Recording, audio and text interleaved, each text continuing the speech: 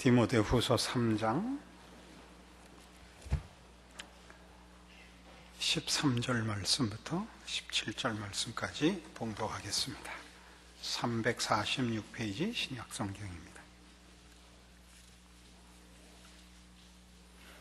악한 사람들과 속이는 자들은 더욱 악하여져서 속이기도 하고 속기도 하나니, 그러나 너는 배우고 확신한 일에 거하라.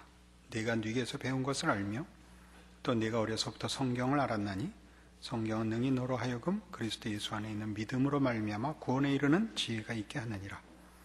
모든 성경은 하나님의 감동으로 된 것으로 교훈과 책망과 바르게 함과 의로 교육하기에 유익하니, 이는 하나님의 사람으로 온전케 하며 모든 선한 일을 행하기에 온전케 하려 함이니라.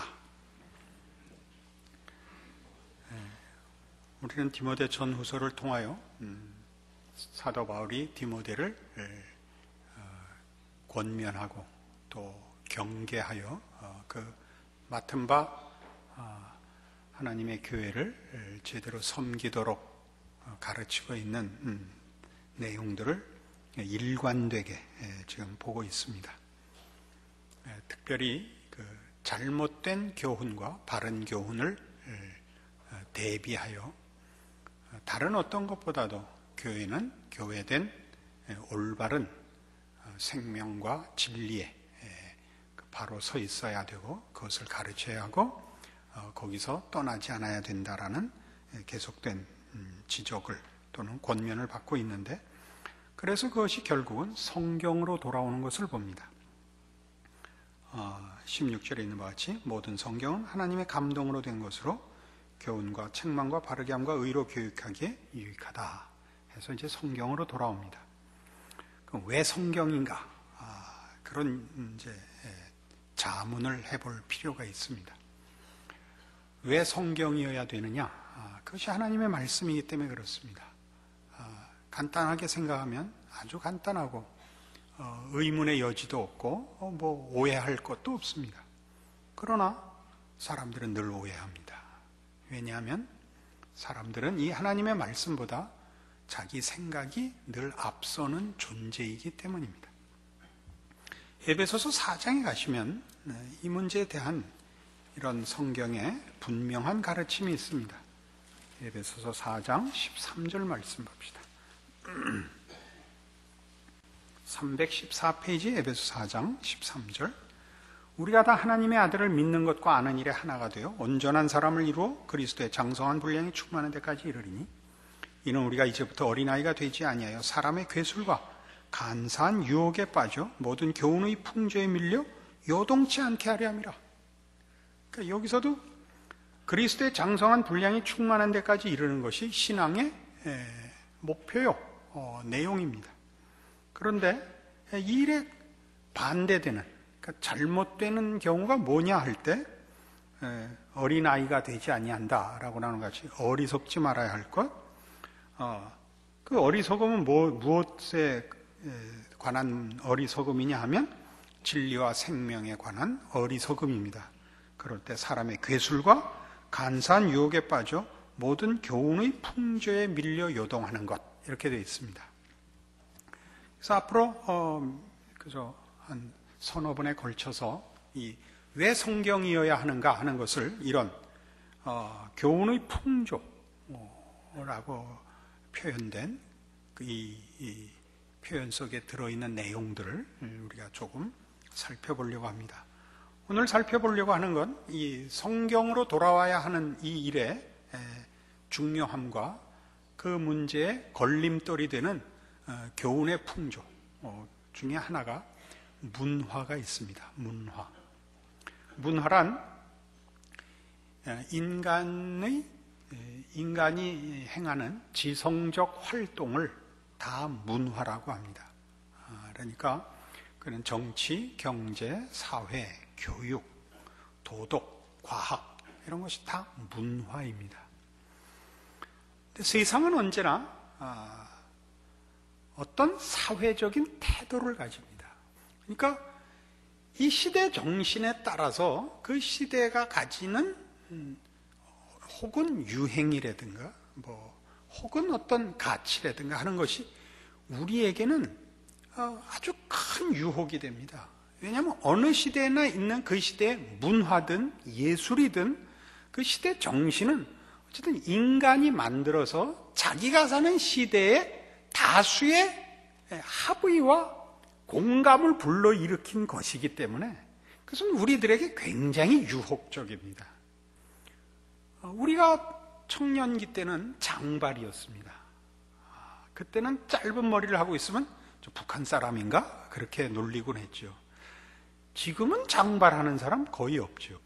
그 시대의 그 문화라는 것은 우리 다수가 공감을 한 것이고, 다른 말로 해서 유행이기 때문에 우리는 거의 의심하지 않고 그 시대의 정신에 사실은 이렇게 휩쓸려 있곤 합니다.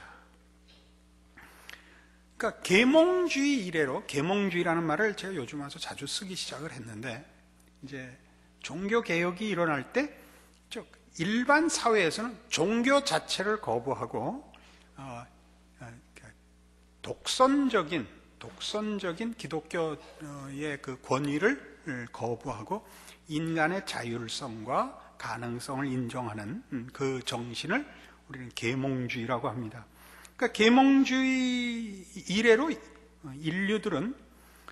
우리 인류는 문화적 활동들, 아까도 얘기한 정치, 경제, 사회, 교육, 과학, 도덕을 통해서 우리의 손으로 유토피아를 건설할 수 있다고 믿기 시작을 했습니다. 그러니까 예전에는 그것이 신만이 하시는 일이었습니다.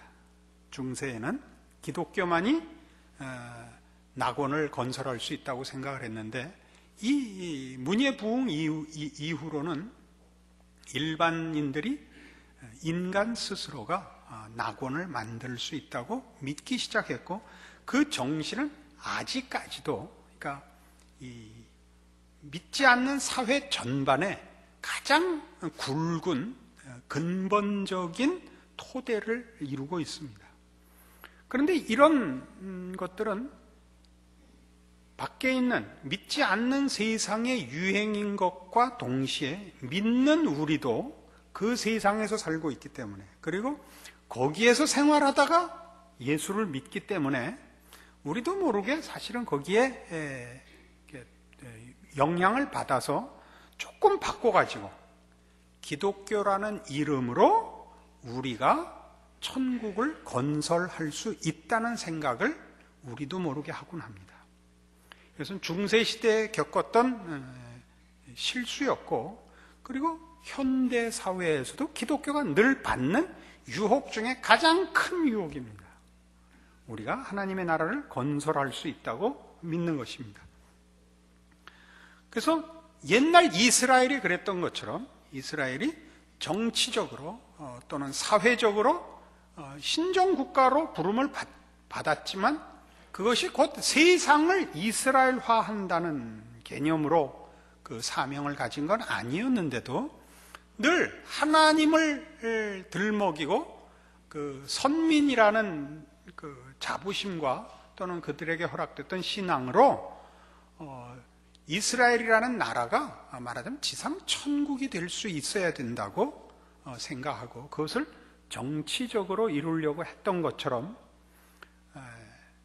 오늘날에도 그런 현상은 교회의 가장 큰 유혹으로 등장하고 있습니다. 여러분, 우리나라가 이런 말을 하는 것이 굉장히 조심스럽습니다만은 이게 큰 한국교회의 큰 문제 중에 하나이니까 짚고 넘어가야 되겠다 싶습니다. 기독교가 나라를 구한다라고 생각하는 발상은 사실은 성경적이지 않습니다. 기독교라는 신앙은 어느 한 민족과 나라를 위하여 있지 않습니다. 그건 하나님의 나라를 위해서 있고, 하나님의 나라에는 성경이 지적하는데도 거기는 헬라인이나 유대인이나 차별이 없는 곳입니다.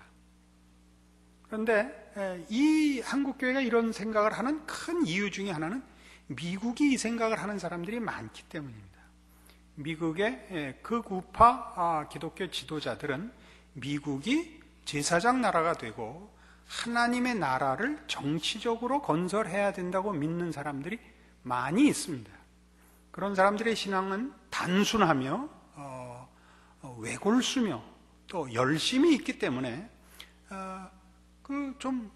목회 현상적으로 영향력을 행사할 만큼의 교회나 또는 사회적인 지위를 갖고 있어서 우리나라 교계에서들도 좀 좋은 의미겠죠. 좋은 의미로 욕심을 가지는 목사님들이 그것을 쉽게 받아들여서 우리나라를 제사장 국가로 만들고 싶어 하고, 그렇게 하기 위하여 기독교가 그 신앙을 동원해서 나라를 구해야 된다라는 생각을 그저 비판 없이 받아들이고 있습니다. 그래서 제대로 얘기를 하자면 구국 기도회를 기독교가 한 나라에서 공개적으로 모여서 떠들면서 하는 것은 사실은 사회 질서상 맞지 않습니다. 그것은 굉장히 방자한 행위입니다. 기독교인끼리 따로 어디 기도원에 모여서 하는 건 상관이 없는데, 이렇게 보란듯이 여의도에서 시청 앞에서 잠실운동장에서 이렇게 모여서 하는 일은 그 속 생각 속에 말하자면 하나님의 나라를 지상에다 건설할 수 있다고 믿는 것입니다. 이런 것 때문에 우리가 실제적인 신앙생활에서 우리 자신과 또는 교회와 또는 자녀들에게 말하자면 이 지상의 낙원을 건설하기 위한 세상적 필요들과 신앙과 혼동하는 일을 만들어냅니다. 우리 애들이 높은 자리에 앉아야 되고 실력이 있어야 되고 영향력이 있어야 되고 하는 식으로 기도하고 그들을 떠미는 것은 전혀 신앙과 상관이 없습니다. 하나님 나라는 인간이 만들지 않습니다. 하나님 나라는 임하는 것입니다. 하나님이 나중에 주시는 것입니다. 구원을 주셨듯이 영원한 나라는 하나님이 우리에게 베푸시는 나라입니다. 우리는 하나님의 은혜와 약속으로 인하여 그것을 기다리고 있는 사람들입니다. 그래서 우리가 우리의 신앙 속에서나 신앙인으로서의 우리의 삶 또는 생각, 분별, 그런 모든 것 속에 얼마나 많이 이런 세속적인 생각에 영향을 받고 있는가 하는 것을 구별해낼 줄 알아야 됩니다. 교회는 하나님만이 주인이신 것과 이 세상과 인간이 다 타락해서 하나님을 알지 못하고 하나님의 뜻을 모른다는 기본적인 사실 위에서 신앙생활을 해야 됩니다. 그러니까 우리가 무엇을 내놓아 하나님을 돕고 하나님 나라를 만드는 일에 우리가 무슨 내놓을 것이 있다고 생각을 하는 한 그것은 신앙이 아닙니다. 우리가 해야 하는 것은 하나님께서 베푸신 구원으로 인하여 변화되고 새로워진 하나님이 창조 때 허락하셨던 하나님의 형상을 닮은 존재로서의 회복이 가지는 다른 존재와 다른 삶의 방식으로 우리에게 주어지는 삶의 모든 도전들 앞에 하나님의 백성으로 자신을 지켜내는 싸움이 모든 신앙의 내용을 다 포함하는 것입니다. 내가 어디 가서 선교를 하고 이 시대에 어느 만큼 하나님께 영광을 드러내느냐 하는 것, 그건 하나님이 정하십니다. 우린 각각 하나님의 사람으로 존재하고 서 있고 우리에게 맡겨진 정황, 하나님이 세우신 자리에서 하나님의 자녀답게 그 정체성을 지키고 요구되고 도전되는 일들에 대하여 신앙인으로 반응하도록만 되어 있습니다. 그것만으로 벅찹니다. 그 이상 할 게 없습니다. 물론 우리는 어리석어서 이런 문제들에 대하여 오해도 있고 혹은 자신의 의욕과 또는 잘못된 기대들로 인해서 신앙과 본인의 기대가 이렇게 혼합되고 뒤섞인 이상한 신앙의 과정을 거칠 수밖에 없습니다. 우리가 다 처음부터 하나님의 뜻과 신앙의 내용을 다 아는 존재가 아니기 때문에 우리는 우리가 깨우친 것과 그러나 다 알지 못하는 것으로 인하여 이게 아주 부분적으로 신자이고 파편적으로 그 내용을 소유하고 그리고 뒤죽박죽이 된 채 신앙생활을 할 수 있습니다. 그러나 그렇게 계속해서는 안 됩니다. 우리는 무엇이 신앙생활이며 우리의 신자된 인생에서 내가 해야 되는 신앙생활, 책임이 무엇인가를 옳게 분별할 수 있어야 됩니다. 그러니까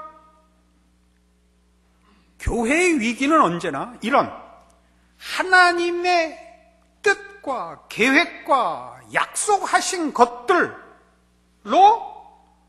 무장하고 근거하고 가르치고 채워야 하는데 한 개인이 받는 유혹 이상으로 교회가 그 시대의 풍조에 떠밀리게 되면 강단에서 딴소리를 하게 되는 거죠. 그러니까 성경을 가르치지 않게 된다 이겁니다. 그때는 그 영향이라는 건 얼마나 크겠습니까? 본인의 생각이 이미 이런 인간적인 본성과 세상적 상식에 익숙해져 있는데 교회 강단에서까지도 그걸 부추기는 날에는 우리는 다 뭐가 맞고 뭐가 틀리는지 모르는 채 그저 신앙생활을 열심을 내고 유익하고 가치 있으면 된다라는 식의 성경이 얘기하지 않은 근거와 내용을 가지고 평생 참으로 정당하지 않은 노력하고 애쓰고 그리고 아무 소용이 없는 신앙생활을 할 수도 있다는 사실은 두려움과 또는 걱정을 그래서 자기 성찰을 말씀 안에서 하곤 해야 됩니다. 어느 한 나라를 기독교 국가로 회복해야 된다는 그런 식의 생각. 그러니까 이제 한 개인이 그런 생각을 가질 뿐만 아니라 교회가 그러기를 바라고 한 국가가 기독교 국가가 되어서 하나님이 영광을 받으시는 나라가 되는 이런 식의 발상들은 예수님을 거부한 유대인들이 경험한 바로 그 실수입니다. 별거 아닌 것 같아 보이고 아니 뭐라 그러죠? 좋은 게 좋잖아. 그렇게 이렇게 풀어쓰지 않고 뭐라 그러던데 어차피 잘 되면 될 거 아니야. 윤리 도덕적으로 오르면 될 거 아니야. 또 내가 몸담고 있는 나라와 내 민족이 하나님 앞에 쓰임 받으면 그게 최고 아니야 라고 얼버무리면 안 됩니다. 이스라엘 백성이 유대인들이 예수 그리스도를 왜 외면했는가 보십시오. 그가 이스라엘을 하나님의 나라로 정치적으로 회복하는 것을 거부하는 바람에 유대인들이 그를 십자가에 못 박았다는 사실을 기억해야 합니다. 그러니까 우리가 하나님을 진심으로 편들고 그 도우심을 구하는 진지한 신앙적인 자세로 예수를 십자가에 못 박을 수 있습니다. 여기에 무서움이 있죠. 그러니까 우리가 가지는 신앙의 내용이 옳으냐 옳지 않으냐는 성경 이외의 것으로는 확인할 방법이 없습니다. 그러나 우리는 사실은 우리가 사는 시대가 갖는 시대 정신에 그걸 상식으로 우리도 모르게 깊은 이해 없이 좋은 게 좋은 거다라는 쉬운 답을 내려서 사실은 우리가 다 아는 바와 같이 한국교회는 단군 이래 최고의 신자들을 확보했으나 단군 이래 최고로 영향력은 잃어버렸습니다. 제가 어렸을 때만 해도 교회를 다닌다든가 목사라고 하면 사회적으로 대단한 신뢰를 보냈습니다. 오늘날에는 예수 믿는다 그러면 개두같이 안 한다 그럽니다.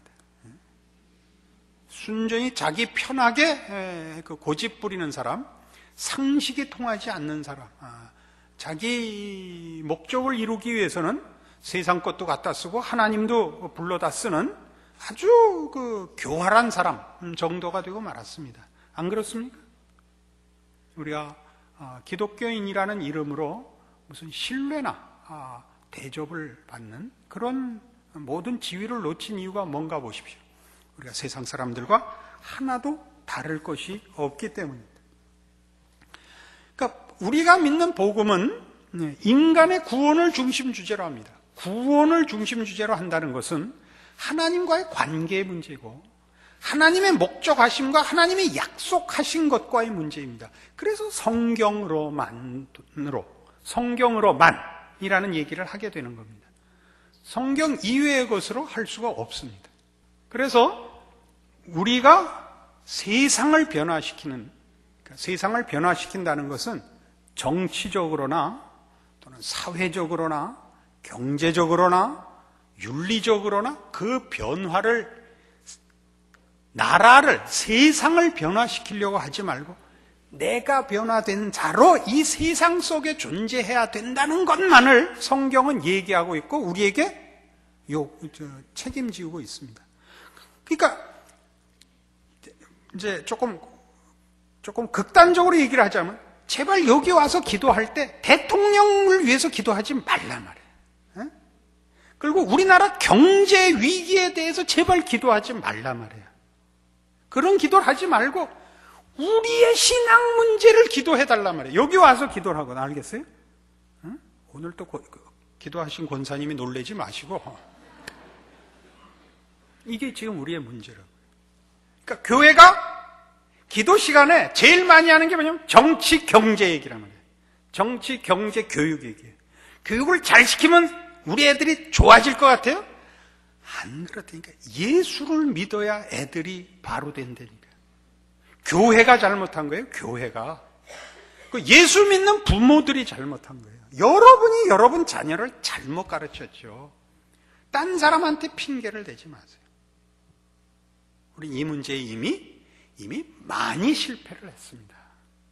그리고 이제 이걸 지적해봤자 여러분이 이걸 뒤집을 만큼의 용기와 신앙이 있을지는 사실 의문시대입니다. 그러나 우리를 구원하신 하나님의 은혜와 능력을 우리가 경험했듯이 우리가 언제 예수 믿으려고 믿었고 구원 얻으려고 노력해서 얻은 게 아니었듯이 하나님이 이제 이 말씀으로 우리를 변화시키기를 기대하고 또 이렇게 믿으면서 오늘 이 말씀을 증거하는 겁니다. 우리의 신앙을 돌아보자. 이게 예수 믿는 게 맞나? 각자 돌아보자 이거예요. 결국 우리는 무슨 결정을 내려야 되느냐 하면 사람 앞에 잘 보일 거냐 하나님 앞에 잘 보일 거냐를 결정해야 된다고요. 결정을 하셔야 돼요. 하나님 앞에 잘 보인다고 해서 사람 앞에 꼭 못 보일 필요는 없죠. 그러나 하나님 앞에 사람 앞에 잘 보이기 위해서 더 노골적으로 개인적인 이익을 위해서 하나님을 외면하고 신앙생활을 중단하는 일들은 이제 고치자 이겁니다. 이것이 우리가 해야 할 일입니다. 여러분 다른 것 다 문제가 아닙니다. 여러분이 얼마나 배웠는지 얼마나 가졌는지 이건 상관이 없습니다. 신앙 문제는 어느 누구에게나 동일한 결단이 요구될 뿐입니다. 이러한 문제들을 성경은 이런 식으로 표현을 합니다. 요한일서 2장 보시면 389페이지 신약성경 요한일서 2장 15절입니다.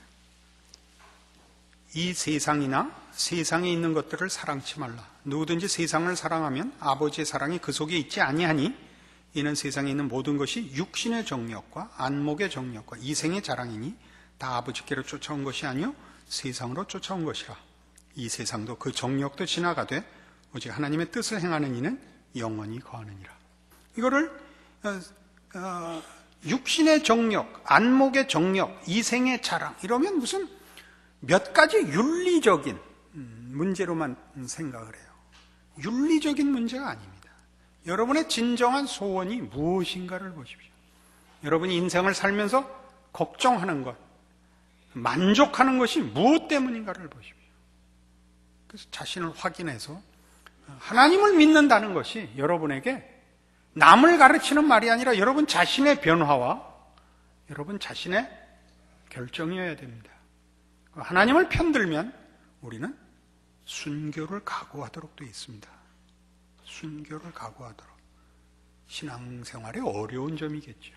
그러나 우리 그리로 부름을 받았습니다. 이것을 제대로 하지 않는 한 신자가 신앙으로 만족하는 일과 그리스도 예수 안에서 하나님과 그 누리는 그 평안과 그 기쁨은 경험할 수 없습니다. 그러니까 우리의 신앙은 말로는 신앙인이고 명분으로는 신앙인데 신자의 기쁨과 기적은 없고 양다리 걸친 인생에 고달픔만 남는 것입니다. 우리는 오늘 한국 교회를 얘기하는 것도 아니요, 교회를 얘기한 것도 아니요. 우리 각자의 신앙 고백이 참다운 것인가? 그 고백대로 살고 있는 것인가?